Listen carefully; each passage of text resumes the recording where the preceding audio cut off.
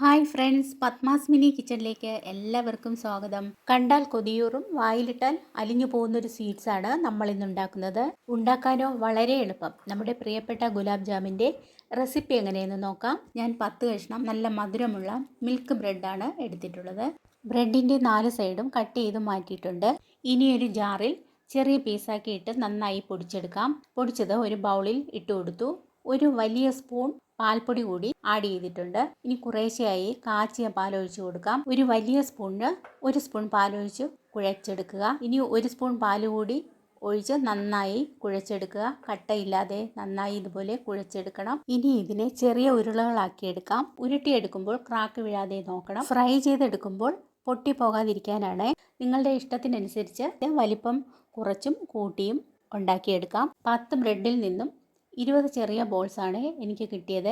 ഇനി ഒരു കടായിൽ ആവശ്യത്തിന് എണ്ണ ഒഴിക്കാം. എണ്ണ നന്നായി ചൂടായിട്ടുണ്ട്. അതിലേക്ക് നമുക്ക് ഓരോന്നായി ഇട്ട് കൊടുക്കാം.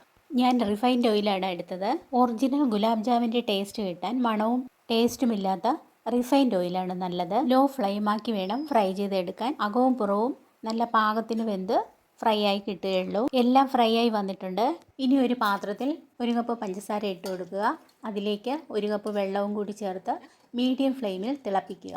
പഞ്ചസാര നന്നായി തിളച്ച് ചെറുതായി കുറുകി വിരലിൽ ഒട്ടുന്ന പരുവത്തിൽ എടുക്കാം. ഇനി സ്റ്റൗ ഓഫ് ചെയ്യാം. തിളച്ച ഷുഗർ സിറപ്പിൽ ഫ്രൈ ചെയ്തെടുത്ത ബോൾസ് ഇട്ട് കൊടുക്കുക. 4 ഏലക്ക ചെറുതായി പൊട്ടിച്ചത് ചേർത്ത് 2 മണിക്കൂർ മൂടി വയ്ക്കാം. 2 മണിക്കൂർ പഞ്ചസാര ലൈനിയിൽ കിടന്ന് കുതിർന്ന ഗുലാബ് ജാമിൻ നമുക്ക് സൂപ്പർ മധുരത്തിൽ കഴിക്കാം. വളരെ എളുപ്പത്തിൽ തയ്യാറാക്കിയ ഗുലാബ് ജാമിൻ നിങ്ങൾ ഇതുപോലെ ഉണ്ടാക്കി നോക്കൂ.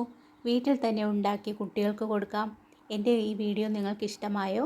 ഇനിയും സബ്സ്ക്രൈബ് ചെയ്യാത്തവർ സബ്സ്ക്രൈബ് ഷെയറും ചെയ്യാൻ മറക്കരുതേ.